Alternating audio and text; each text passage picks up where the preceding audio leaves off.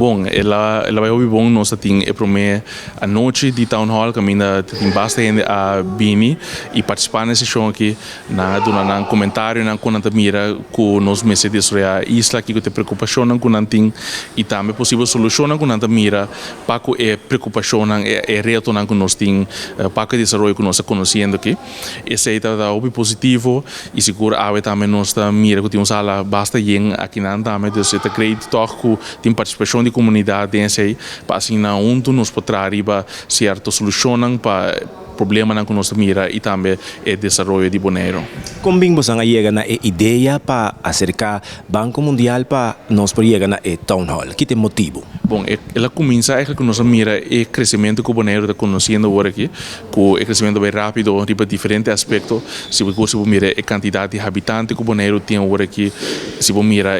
o crescimento de turismo, desenvolvimento para vamos dizer infraestrutura mesmo, também tudo isso na nossa mira e bisa eigenlijk é mira crescimento é rápido, nós que toca manter balança entre desenvolvimento e também manter certas características que é importante de nossa isla e dori esse nosso bisa nós que tem estudo mais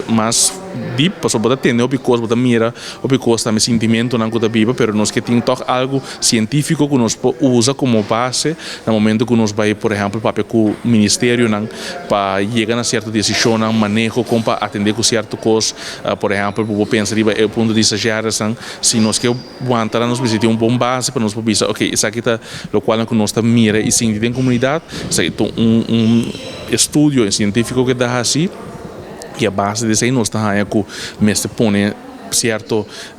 toch trampo lang para momento que por exemplo se já era que dentro na Bonaire esse tá assim é testar para que também tem para que é desenvolvimento